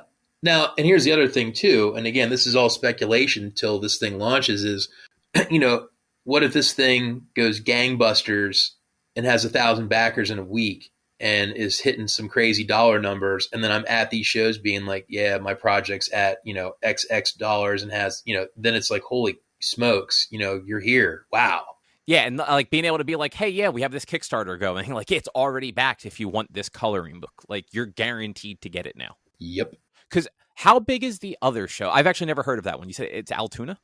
So Altoona is where my mom's family's from, and it's a little bit west of State College. It is at the Blair County Convention Center, which is a gorgeous state-of-the-art facility. It's about 8 years old, maybe 5 years old, something like that. and it's a Friday, Saturday, Sunday show. It probably draws 3,000 to 3,500 people. Okay, so it's not a tiny show. Yeah, Yeah, that's a good I size. think this is the 10th year the show's been going on. I've been there every year except the first year and last year because we didn't have it. So Oh, I did not realize how far away that actually was from me. For some Altoona, reason, in my head, State College is much closer than it actually is. yeah, if you're in South Jersey, you're 4 and change from us or something like that. And then Altoona's Yeah, another hour west of us. Like for me, the weird thing about Sci-Fi Valley Con is that if you ask other people about that show, there's people that'll say it sucks. I won't do it. The crazy thing about it is they're not wrong. That show is a weird mix because for me, it's like hometown cooking. When I go there, it's like home turf. And like I will if it's like the past, I'll hold court for 2 days where it's just very busy nonstop. But I've had friends that are talented artists that will not do the show because they've gone and made no money. which I feel like that happens. Like, and it sucks, but Here's the thing, man. Altoona in that part of the world is very strange. It's very, I'm not sure what the right word would be, like local or like I'm there in that area about every other week for work. I've grown up there. I know people there. When I go there, there's people that will always come to visit me. And it's like, he's Jason. He's from here. I stay at my friend Dave's house 5 minutes from the convention center when I go. You know what I mean? Like when I go there, like I know, like my dad's family's from Lancaster and my mom's family's from the Altoona, Hollidaysburg area. When I'm in either of those areas, it's like home field advantage. Plus, I live in State College, so like from Altoona State College to Lancaster, like that's my turf. Like I know people everywhere. I know the lay of the land. So when I do shows in those areas, I do very well. which that is nice. I'm sure to be able to know that you can go to a show and like have it be a good show. Like just as a like so one of my customers in Altoona is a plumbing and heating wholesaler. And I was there the other week and one of their guys was like, yo man, see you at the show in a couple weeks. You know, right. And like, he's not kidding. He and his wife will show up. So, I mean, it's just like one of those things when I roll into Altoona at that show, for me, it's lucrative, but I've talked to people. It's a terrible show. Don't want to do it. And both stories are true. Now, how does a show like Baltimore compare for you? Like, is that usually a pretty good turnout too? Just because it's Baltimore, a big show. Baltimore's always been a great show for me. I mean, it's been a great show the first year I did it was 2013. So it's been awesome for me every year that I've done it. The last year that the last year that I was at the show, because they didn't have it last year, obviously, the only negative thing I saw was the year prior.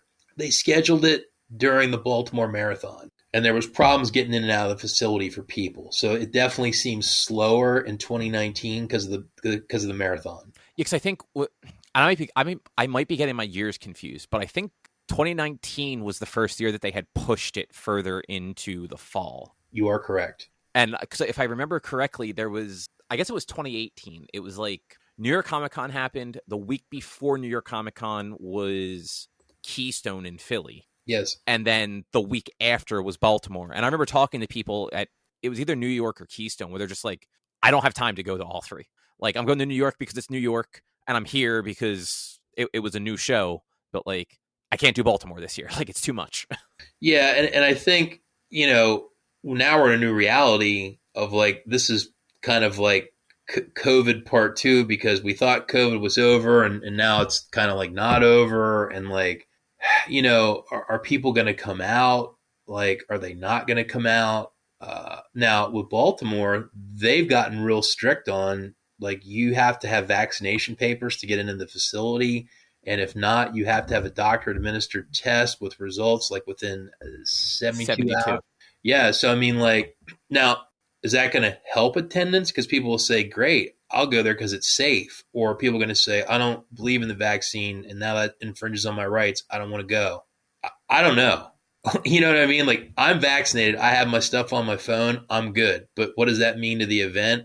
I don't know. Yeah. Yeah, that's actually like, I haven't actually gotten tickets for Baltimore yet. I'm still up in the air with Baltimore. Just a lot of stuff happening in October. Sure. But I do have a pass. My wife and I are going up to New York on that Sunday, and I'm curious how how it's going to be. Like it's because I mean New York is just a madhouse any other year. Like you can't walk on the show floor because it's so crowded. So I think, excuse me, I just yawned. I'm sorry. I Yeah, think no worries. like it reminds me a lot of smoking at restaurants because I remember when they really pushed a couple years ago to basically be like smoking is out. There were people that were like, well, no one's going to go.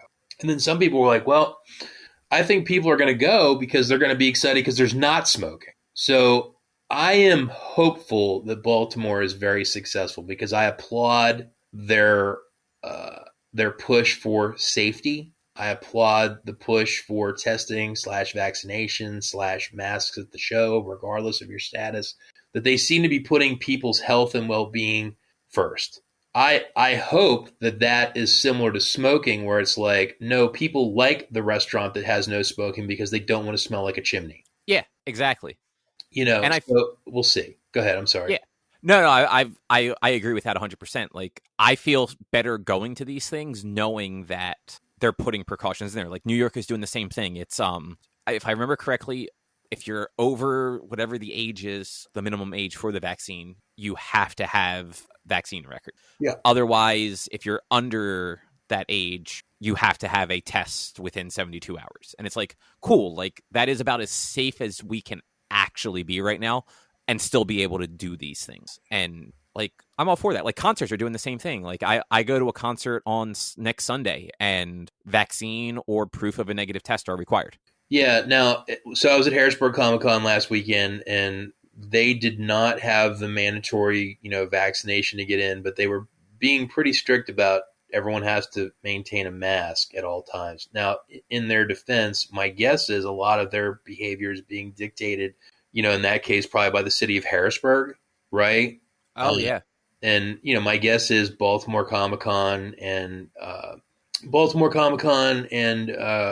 New York Comic Con are probably being governed by the boroughs of New York and or the city of Baltimore. So, yeah, I mean, so at Harrisburg, I just did my best to wear a mask as much as I could. I did take some breaks and took it off if there was no one around me, just to get you need to sometimes, especially when you're there for 3 or 4 days, 12 hours a day. Yeah, like so if there's no one around, you take your mask off and kind of cool off a bit, but it's all good. I mean, so yeah, we'll see how it goes, man. We'll see how it goes. But I like your idea about going back to New York. May have to try that next year. Sneak in. Yeah.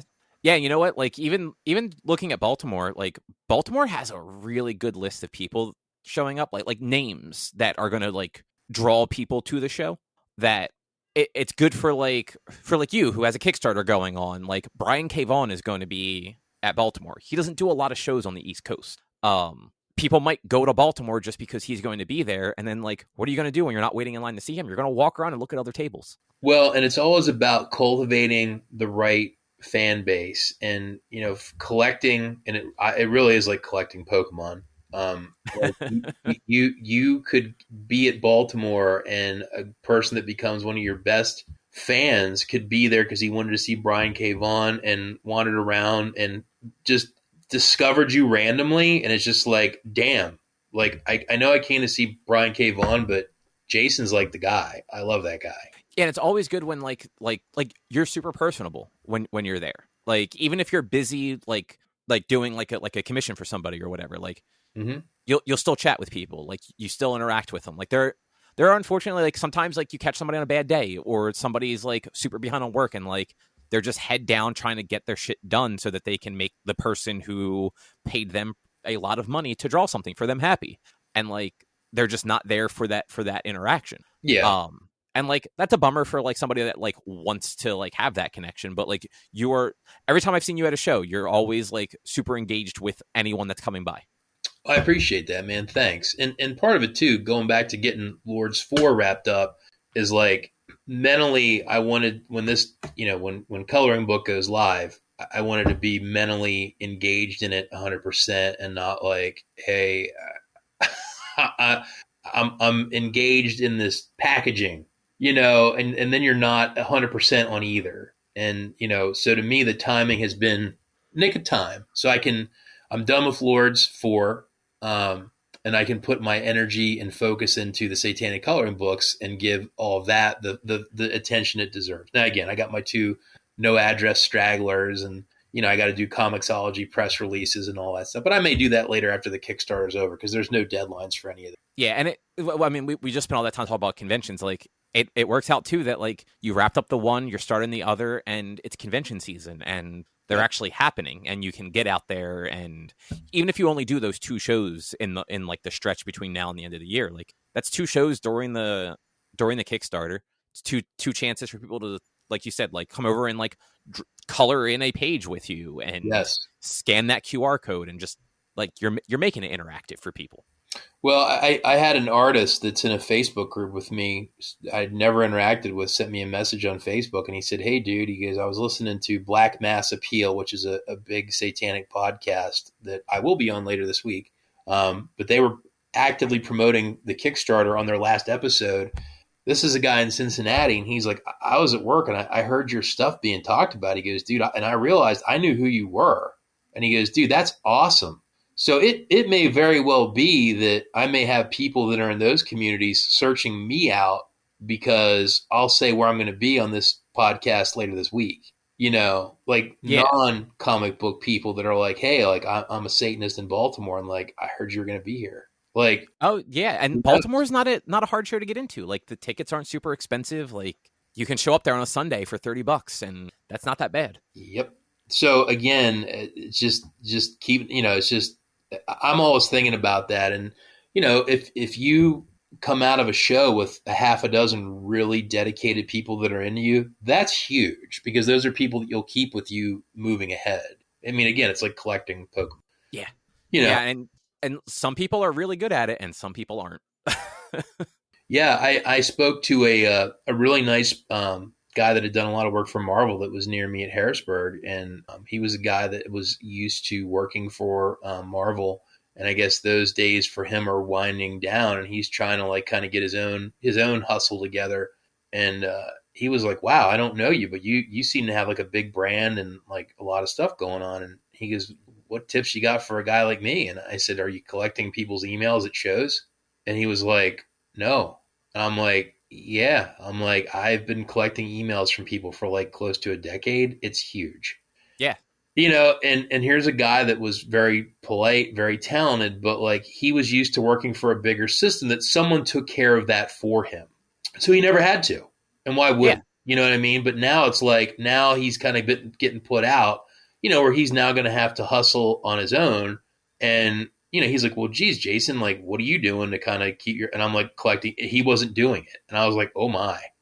Because I walked out of that show in Harrisburg with like 13 people that were spending money with me that seemed really interested in me, which to me is like 13 people that went right in my database. They're going to get my newsletters and they will be engaged with me moving ahead. You know what I mean? Because they want to. No. Yeah, and newsletters are becoming huge with comic stuff. Like, so like you're ahead of the curve.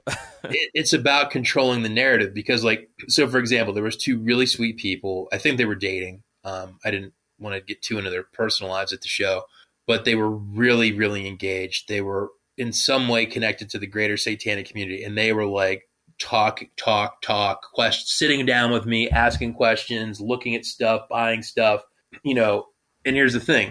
I got both their emails because those are the people that like you'd be foolish not to. Yeah, exactly. And you being there and taking the time to talk with them and all that, like, that makes an impression on them too. Whereas, some people just, they don't have that sort of personality, and nope, they don't keep the people coming back to them. And here's the thing. I really like both those people, and I hope that they are the people that, when I do Lords of the Cosmos 5 or the coloring book, I want them there because they seem like they were like really cool people that I liked. And like, I want to keep them in my, I guess, keep them in the fold, so to speak. But if I didn't collect their email, how would I communicate with them? Yeah, exactly. You just have to hope that like, oh, maybe they like find me on Twitter or see me at another show or something like that. Which isn't to say that they won't, but then you start losing control of the narrative because I may want to say, I am launching this Kickstarter today, right? And like, if I don't have that email, how do I tell them that? Like, hope they see it. And now it starts. So, I mean, collecting emails is huge. And I think, Substack, and I've been trying to listen into what that's all about. It seems to be like a move back to newsletters and emails, because I think social media, we're realizing that one, and I already mentioned earlier about Instagram, where it's like all of a sudden, hey, we don't like your content. I know that you've curated 20,000 followers. We're shutting down your account, right? Yeah. And just the algorithm alone, it's like you never know when your stuff is going to show up for somebody. Right. So that's a problem. You don't know when their rules are going to change. The algorithms are going to change. You don't know if people are going to leave the platform. And, now you're on the next MySpace. There's issues on all those platforms with hate speech, bullying, nonsense. You know what I mean? And it's all over the place. Whereas email is like, Chris, I'm going to tell you that I'm going to be in Altoona in 3 weeks. I hope you visit me. That's it. Yeah. And like, it's just you and me. Like, I'm going to tell you. And unlike social media, one of the problems is like kind of these like trolling and everything else, where it's like, I'm going to like threaten you or act like a fool. Who are you? We can't even tell. On email, you can't do that. You could track an IP if someone got really out of control. Yeah, and even on top of that, you have like with Substack, for instance, because it kind of is its own newsletter page also. Mm-hmm. You're in control if that's your Substack. If somebody is in the comments on there saying a bunch of just racist, just awful bullshit, you can just go right in there and shut all that stuff down. On social media, you can't. Bingo. Like, sure, you can block them, you can mute them, but anyone else that happens to come across that, like your tweet, and like they're just going to see all those replies from that person, unless they get enough reports that Twitter shuts it down. Yeah, and look, I'm not saying I don't want to be on social media. I think it's like a necessary evil, and I think it has its place. Unfortunately. But I think the newsletter I think people are seeing it, but it was so funny having the interaction with a guy that had a really cool resume, and he was a legitimate guy, but he was not used to providing that data on his own. Yeah, which I've never thought about that before, but it does seem like, especially like the guys who've been doing it for like the bigger publishers for the longer time, don't have that sort of do-it-yourself background the same way. Yeah, and I have a lot of thoughts on this for another whole show, but I think in a nutshell, you're seeing these big publishers shedding off guys that were like, like loyal workers for them, and they were guys that were used to. It would almost be like if you had an animal at a zoo, and it's used to like, the zookeepers feed me, right? And now we'll take that same animal and just dump it out in the jungle and be like, here you go.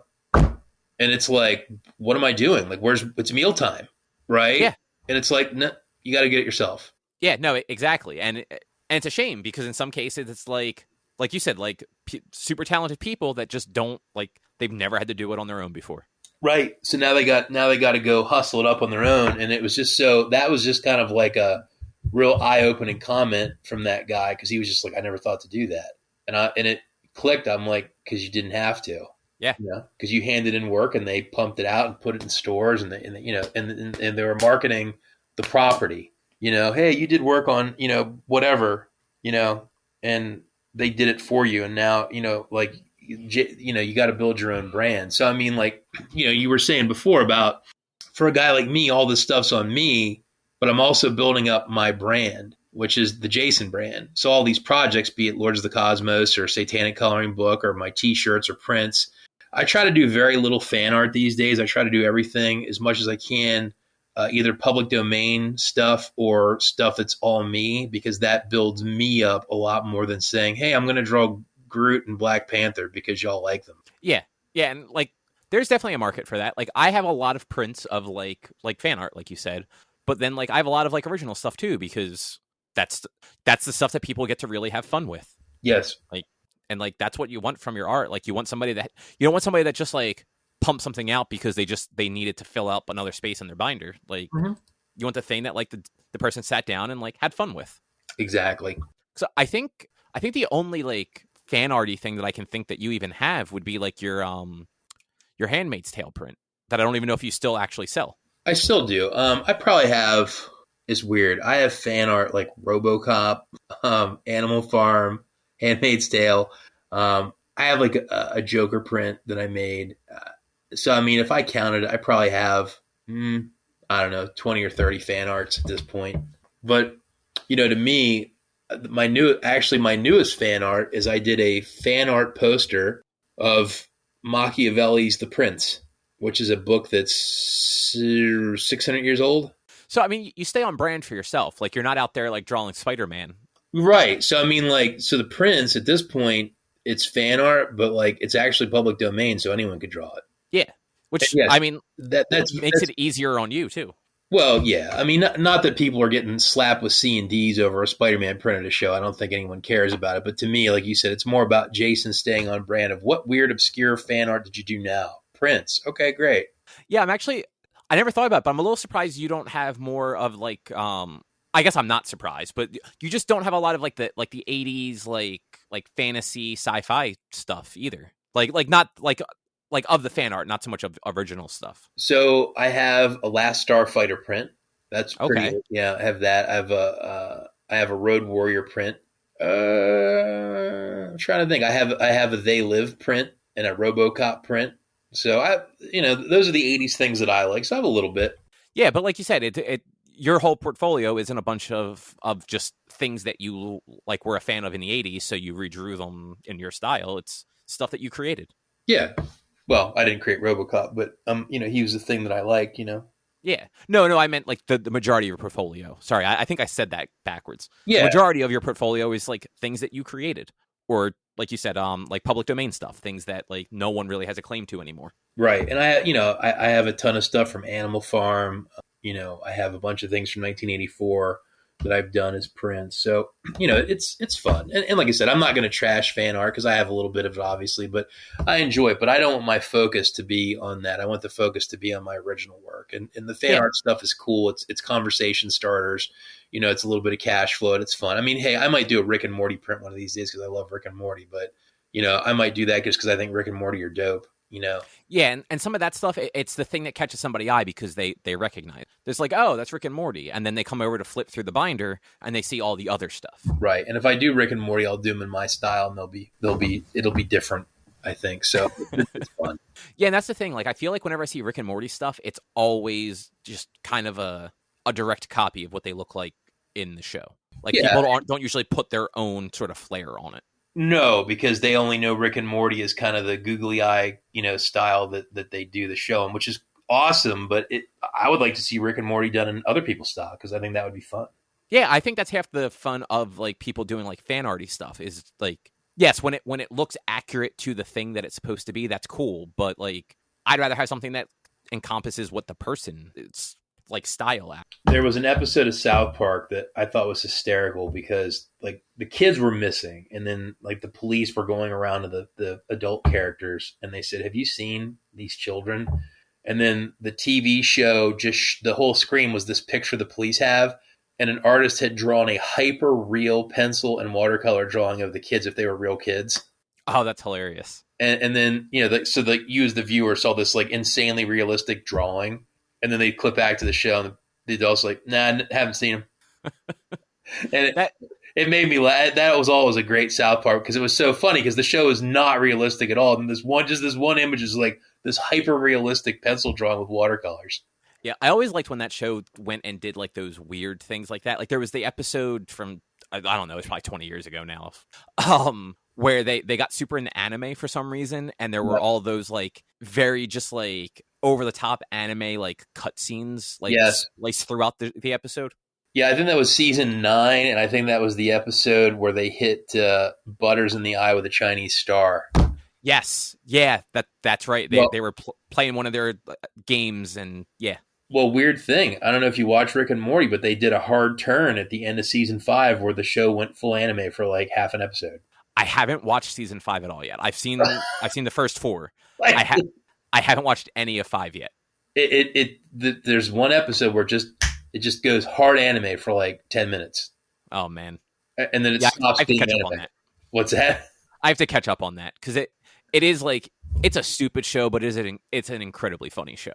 The 5th season was weird because there's moments that are incredibly stupid, and then there were some incredibly thoughtful moments. And this isn't really a spoiler, but the show ended on a note that reminded me of the movie 2001, and then it just stops. And I was like, I don't even know how to feel at this point. I heard it had a weird ending, but I didn't. Have you seen 2001, right? The Kubrick film? Yeah. It ends like that. Huh. How do you feel at the end of that movie? You don't even know, right? It's like, is this guy God? Is he a baby in outer space? Like, you don't even know. You're just kind of like, I don't even know how I feel now. That's how Rick and Morty ended on season 5 for me. I don't even know how to feel about it. Angry, happy, sad, glad. It's just weird. I mean, that tracks for that show, right? Oh, totally. I mean, it totally tracks. So, I mean, it was a great season, and it ended on a note that I don't even know how to feel. But there was a lot of stupid lowbrow stuff all season. So take it for what it's Yeah, worth. which also tracks. Yeah. But yeah, so we were talking about like original art and all. Just to circle back around, that's that. I mean, the whole coloring book is original art, so Yeah. that sticks with what you're looking to promote of your stuff is like your original stuff. Well, now, again, I got to have Baphomet in it, who's been around for hundreds of years. So he's a public domain creature, kind of like Dracula, right? So Is Dracula public domain? Oh, totally. Yep. I never. Oh yeah, I guess it's well over the time, and it's not Mickey Mouse, so it's not Disney renewing it or fighting with copyright laws. Right. So Baphomet is in the coloring book, but again, he's totally public domain at this point. And then Lilith, who is a really old, like, literary character that has taken on some significance in the satanic community. She's in the book. And then if you really want to go old school fan art, Babylon from the Bible is in the coloring book. Okay. So Babylon, who is in the book of Revelation. So there's a couple things that technically are not mine per se, but they're characters that have been in the public domain for hundreds of years. Yeah, which becomes a different thing. And I think anything biblical is like a totally different story too, because those books are thousands of years old. Yeah, so I put Babylon is in the book, and Babylon was a gigantic poster that I created that I had a model named Goddess Nix do a remote photo shoot for me in Los Angeles during COVID, and then we used her to as the basis for the drawing, and then I had to design the Bible creature, and Babylon is also a character that is really embraced by the satanic community as well. She is considered the mother of abominations and like whore of the world or something of that nature. And then there's a lot of discussions about whether she represented Rome or something of that nature. And then she has a cat that she rides around on with 7 heads and 10 horns. Weird story. There's a church across the street from my house, and they are very end of the worldy types. So they had a big end of the world seminar I went to the other year to learn more about some of these crazy Bible creatures and stories. So I actually took notes at their Bible class to kind of get more in the headspace of Babylon. Oh, nice. Yeah, it was kind of creepy. I went and gave a fake name and like drove around the block, so they didn't realize it was me. You didn't just walk across the street and no. Like, yeah, I just came from over there. Yeah, I'm like, so there's a cat with 4 heads and wings in the Bible. What is its powers? And they're like, we haven't gotten to that point yet. I'm like, oh, okay, cool. Amen, brother. Sorry, I read ahead a little bit. I just wanted to know these very specific things real quick. Yeah, like, is it really powerful? Does it breathe fire? But no, so Babylon's in the book too. So there's a little bit of stuff in there that, like, you might say, hey, there's, like, I think Baphomet's in the book like 3 or 4 times. But then some of the people have said, is it the same one or these different Baphomets? And I'm like, I don't know, it's up to you. Because at one point he's a military general. At one point he's like a royalty at a wedding. At one point he is like a minister. So he's just a jack of all trades. Right. And then, again, is it the same one or they're different ones? You know what I mean? Like, I don't know. I didn't think that hard into it. But yeah, so he's in the book. But again, he is not owned by anybody. So again, if it's public domain, he's mine too. I got to stake it. You put your own twist on him. Like, yeah. So yes, it is all my original stuff because when it's public domain, you own it too, Chris. We all own it. And I like public domain stuff. Yeah, because I mean, that's the stuff that you don't. I mean, you see a lot of it in different like interpretations, but at the same time, you don't. Mm-hmm. If that makes any sense. Like you see Dracula in movies a lot, but that's kind of about it. Well, I just backed an Ace game book by Jonathan Green, awesome author. He's really good at Kickstarter, and he is doing a 1,000-page Choose Your Own Adventure Dracula book, which I can't wait to. Huh. Yep, backed it. 1,000 pages. It's going to be like a 2-inch thick Choose Your Own Adventure from Ace Game Books. I got to plug those guys. They do a great job. I love adventure books. Is it a game book, like a D&D, like tabletop game book? No, like roll your dice, like Choose Your Own Adventure. Oh, okay. Yeah, yep.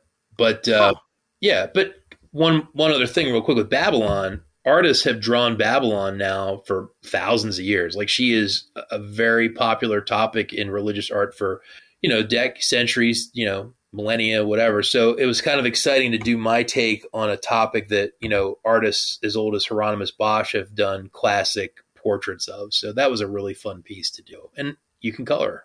Yeah, which, I mean, that people like coloring stuff. Right. So you can color a big piece of crazy religious art. My wife was a hoot. She goes, "What are you drawing?" And I said, "This is Babylon." She goes, "You're always making up the weirdest stuff." And I said, "Well, actually, she's in the Bible." And my wife's like, "No, she's not." So I had to go get the old dusty Bible off the shelf, and I pointed out where it was at. And she's like, she goes, "You're always up to something." Does your wife come by a lot and just be like, "What in the hell are you doing?" A lot of shaking the head, a lot of kind of like, "I don't understand all this stuff, but I support you because you're my husband." But Babylon was funny. It keeps you out of my hair, so just go draw your picture. Keeps you out of my hair. But the Babylon thing was funny because she goes, "What are you doing?" And this is so. I'm like, "It's from the Bible." No. I'm like, "No, it is. It's in the exciting part." I guess that's one way to look at it. Yeah, she shows up for a little bit and she has this crazy ass cat. And then the big question was, well, how do you fit 10 horns on 7 heads? And if you go look at art over the years, people have interpreted that many different ways. It's a very interesting question. Yeah, and I mean, and you got to come up with your own interpretation of it. Yeah, it was a tough drawing because then you start realizing, how do you fit 7 heads on like one neck? And it's one of those things. It's the quandary that artists have. It's easy for writers to say, yeah, there's this woman and she rides around on a gigantic creature that has 7 heads and 10 horns, and they're lion heads, and it's like this gigantic body. Yeah, it's great. Yeah, it's like, well, like how many heads only have one horn? Like, does one head have all 7? So some artists have done it where you have a lot of horns on one head. I went with 4 heads with 1 horn and 3 heads with 2. Okay, and I feel like that actually works out well. That was how my insane OCD worked on it. But you could also go like 6 with 1 and 4 on 1. Yeah, and like at that point it becomes too much math, because then you're like, all right, do I have the right number? Did we break this out correctly? Well, then I was trying to figure out how I'd get 4 on 1 and I have it be real. I don't know.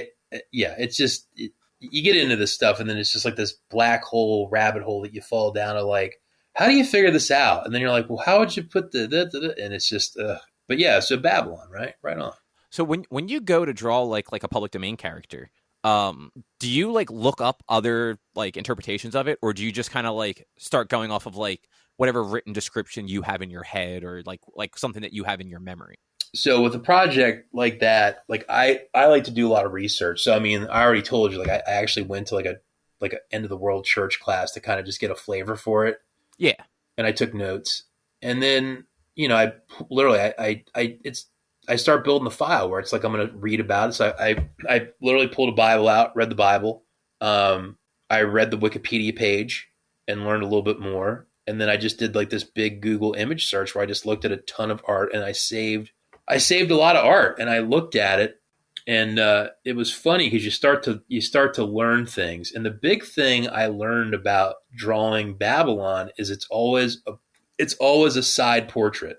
The reason it's a side portrait, for the most part, is if you try to draw a front portrait, all those heads would hide the woman. Oh. Right? Because if she's just riding on this thing, there's this mountain of heads. It's like, well, how do you see her? Right? Yeah. So a lot of the art that I looked at that was historic was all kind of like from the side. And I'm like, yeah, because if you have all these heads, like you couldn't see the person. Yeah, you know what? I never would have thought of that. I didn't think about it because I was going to try to draw it from the front. And then I was like, hey, wait, this isn't really work. And then I'm like, oh, crap. You know what I mean? Like I get, so you start looking at like how all these other guys, like basically how they skin the cat, so to speak. I love my cat. I wouldn't want to skin her, but so different artists did it in a different way. And so you want to, at least for me, I wanted to kind of like immerse myself mentally into like, what is this character? What does it represent? What's the history of it? And there's a lot. Like Babylon represents a lot of things to a lot of people. She was political. She was religious. She was commentary on other things. People have reinterpreted her to mean a lot. So she's a very symbolic creature and character. but I wanted to make her feminine. I wanted to make her luxurious. I wanted to make her powerful, which is one of the reasons I reached out to Nyx in Los Angeles. I'm a fan of her work, and I said, I have an idea. Would you like to pose for some photographs? If I just kind of did a sketch, how I want you to lay out. And she did a really good job. It was kind of a weird remote shoot where I just kind of like told her what I wanted, and I sort of sketched out how I wanted her to sit. And then she tried her best to do that. And I think her partner took some pictures with her sitting on a bench. And then that was kind of like my basis for the human part of it. And then I started doing research on big animals because she's on a big animal, and the animal is kind of a combination between like a bear and a lion and a dinosaur, because it's not just a lion, right? So there's a lot, like how big.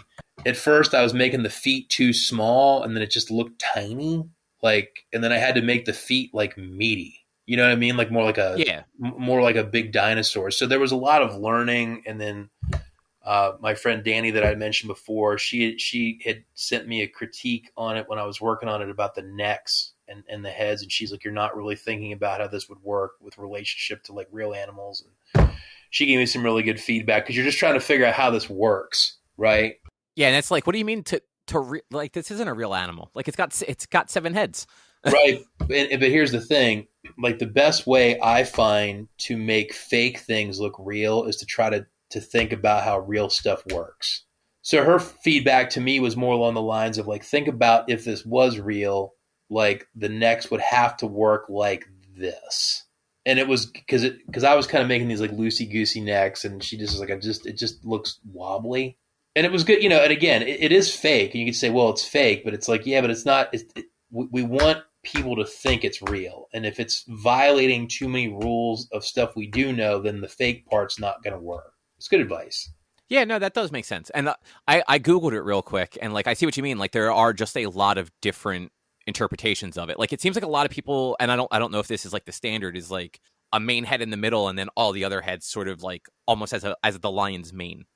That there's different types. So I mean, so hopefully what you get out of my piece is that you'd know what it is. It's respectful to the original subject matter, but that you wouldn't say, oh, he just copied Hieronymus Bosch. You know what I mean? Like I don't want that. So you kind of want to input what others have done, but then not just copy it. You know what I mean? Where it's like, this looks exactly like so-and-so. Like, so you want yours to fit in with the group, but not look like the group, if that makes sense. Yeah, exactly. Like it's not a thing that has to look a very specific way. You know, it's not Mickey Mouse, it's not Spider-Man, you know. So there's a couple things like 7 heads, 10 horns. People know that, right? She's wearing a dress and she has a cup and she's got a lot of jewelry. So those were the things that those are the things you have to stick with to make it known. Right. Yeah. You start changing those, people may not, they say, well, that's not it, you know. But like you said, you kind of had to think about like, okay, well, how do you want to do the horns? Like, and kind of like, you know, decide like what your breakdown was going to be for like how those horns actually worked. Yeah. And there was something in the Bible about they had crowns on them, and I actually was playing around with it and I just scrapped them. I was like, I can't wrap my head around where these crowns would go without them looking stupid or busy. Yeah. Like some of the pictures I'm seeing on just the Google image search, like, the crowns just look weird. Like I see what they're trying to do with it, but sometimes they just look big and like they're floating basically, and other times they look unnecessary. Yeah, so I mean, I made the editorial decision to pull that, figuring that I didn't need that for people to know what it was. You know? Yeah, and I the best one I see on here, there are no crowns, but it basically hits on every one of those things that you said are like described in it. The number of heads, the number of horns, the cup, the jewelry, the dress. Like, yes, it nails everything, but it doesn't go in any like one direction like some of the other ones did. Yeah. So again, I enjoyed pulling out characters that you know, and people will know Babylon. People that went to Sunday school too much like me, they'll know it. First time I've ever heard of them. So. Well, now, hey, we expanded your brain. I learned something. You did. But Babylon is one of those characters that is like as old as dirt. You're now in the club. You know who she is. She's a bad gal in the Bible. And, but she is known and she is a public figure. So it's fun to add things like that. because to me, getting to use characters like that gives you a little bit of known quantity, but without saying, hey, like you're getting used to something that's as known as Spider-Man, but we all own her. Yeah, and it fits the theme of the coloring book. Totally, totally. I mean, she totally does. So I mean, like I said, I've got Lilith, Baphomet, and Babylon. So I've got three pretty high profile critters in there. Yeah, and that along with all of just your original stuff, like everything kind of seems, at least from what from what I know of those three like historical public domain characters, and then what I see on like the preview page, like that stuff definitely all goes together. Like they are not going to stand out as like, oh well, those look weird compared to all of these other things in this coloring book. No, and that was the whole point of rituals, was to have characters that sort of fit in with their world. And again, I think that's why that one person was saying, "What's the narrative story here?" And you're like, "Well, I don't really need to have one, but okay." Like, so there's werewolf women in the book. There are like undead skeleton nuns. There's these kind of Napoleonic soldiers with skeleton faces that you'd think, okay, in this hell world that Jason's created of Satanism, wouldn't Baphomet be hanging out with a skeleton person? Sure, I think he would. Yeah, why not, right? Sure. Yeah, I mean, and you have this owl in a priest's robe with like a lizard tongue. So that is a character called Stolas, who is another big-time public domain demon from a book called The Goetic Demon Guide. Yeah, it's another like public domain creature. So like people in Satanism would tend to know that Stolas the owl. Okay, yeah, so that does work because like for me, like I'm just like, oh, that's a fucking cool design. But for somebody that's like that like knows that stuff, they're like, oh, it's this character. I'm going to draw them the way that they have been described in the thing before. Yeah. So here's the cool thing. You thought it was cool, right? But people in that community would probably be like, oh, he's Drew Stolas, right? And yeah, again, yeah, it's like a little Easter egg almost. Yep. And Stolas is great because Stolas is another, again, public domain. They've been around for centuries, maybe a millennium. So they're just, and again, whether you know it or not, it's still cool. So I just realized we're at about an hour and 45. I think we mentioned the date a few times, but the book is launching on October 5th. Correct. Correct me if I'm wrong. The preview, not the preview link, the notified me on launch link is also, it's the same URL when the book goes live, right? Correct. Right. So for anyone listening, that link is going to be in the show notes. So you can go ahead, click on that, follow it, however you want to get to it. You can click on the notify me on launch. If by chance you're listening to this after October 5th, that same link will bring you to the actual Kickstarter page, and you can actually see all the stuff that we've been talking about for the last like hour and 45. Yep. And hey, maybe we'll make you smarter if you listen to the whole show and get the coloring book. I mean, we got Chris. I mean, this is like a Sunday school class for him. I love it. Yeah. I learned that some of these things are actually biblical creatures that I've never heard of before. Yeah. So I have to ask real quick though. Is early 2022 going to be another Lords of the Cosmos book, or are you going to hold off on that for a while? So Lords of the Cosmos 5 is in production, like secretly. Well, not real secretly because we're talking about it on the show, but it is in production, like kind of behind the scenes as we speak, as is issue 6. Okay, nice. So the idea is to get issue 5 kind of ready to roll by the time, Satanic Coloring Book wraps. So I can kind of move the Jason machine into promoting that next book. Because you've mentioned it. You mentioned it on this time. You've mentioned it the last time you were on. Like you try to have these things as done as they can be before you start actually putting them out there, which seems like the best way to do it. Yeah, this way you're not like rushing. Well, and the only new exception, the wrinkle to that is now that we have these pre-launch marketing links, you can just be like, hey, it's coming soon. And like, you can just have it out there to promote it. Yeah, I think I said I kind of said that wrong. I really did mean like you're not launching the Kickstarter until like the book is ready to go. Yes. So Lords of the Cosmos 5, big chunks of it are done. One of our artists did a 17-page story that is all done. I'm getting the original pages mailed from his shop in Italy to my house right now. Nice. The main story is like halfway done. I've got about 9 pages I've got to do in it, but that's kind of on hold right this minute with everything else that's going on with projects wrapping up and projects starting up. So hopefully I get back to that a little bit later this year. And then there's one story that an artist has not started yet, but is written. So it's going to have 3 stories in issue 5. There's the main story. There is a big action set piece that's like part 1 of 2 that has backers in it from prior Kickstarters that paid to be in the books. And the 3rd story is going to be a day in the life of the religious officer of Umex's army, Zemba, and her Okay. a day in her life, and how there's some connections that lead back from that story to the main story, and that will tie into some other elements. So there was a very specific reason she needs to be in issue 5, as kind of like why she's doing the things she's doing, as the spotlight kind of moves a little bit back to her. Now, you don't have to divulge this if you don't want to. Do you have a like a number in mind for how long you want that book to run for? I think the main story arc that we're all reading, I think, will probably wrap at the end of issue 8.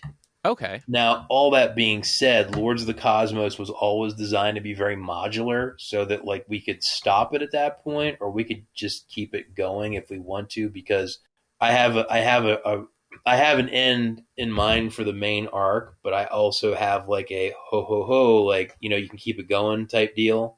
So we'll probably keep knocking these out till we wrap up the main story, and then I may take a back seat and just do backup stories and do more writing there, and bring in someone else to do the larger main stories to take more pressure off me, and we might continue on more that way. But it could keep going as long as we want it to go. But like I said, the main story probably issue 8.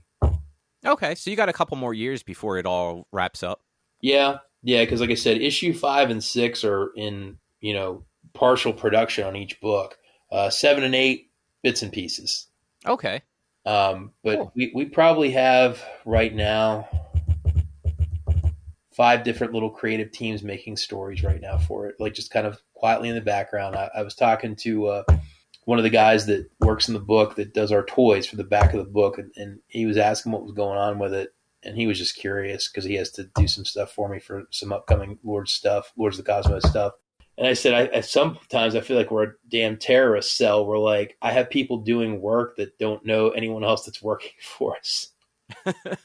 You know, and I've got this like binder of like, you know, who is doing what, and like I interact with all of them like very like one on one, but we don't have like some big. It'd be cool if we could, but I don't know that there's any need or practicality to it. But You yeah, need I was like a big Discord server, just add everybody into it.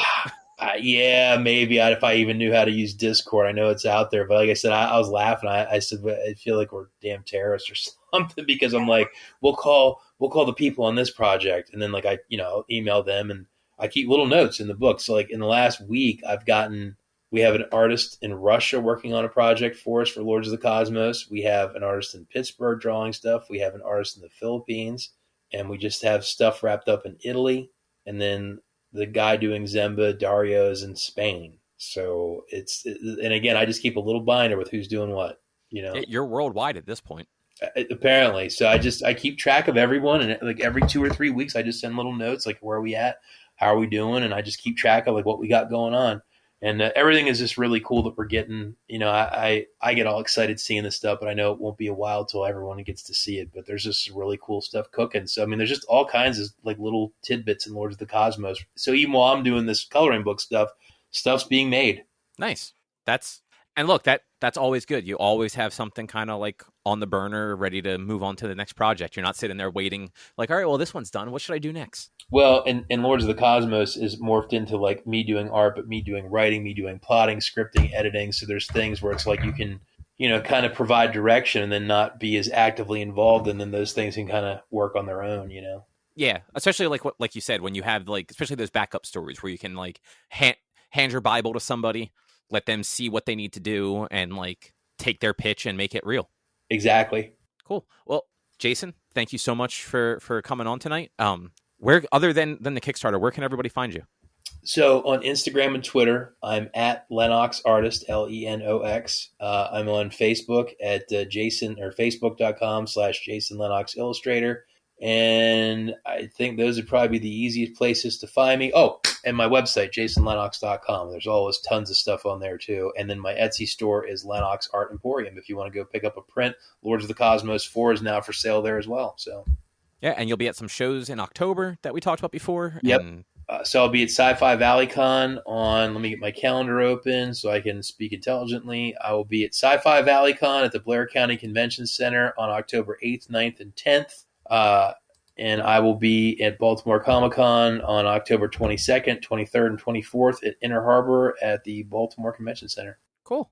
All right.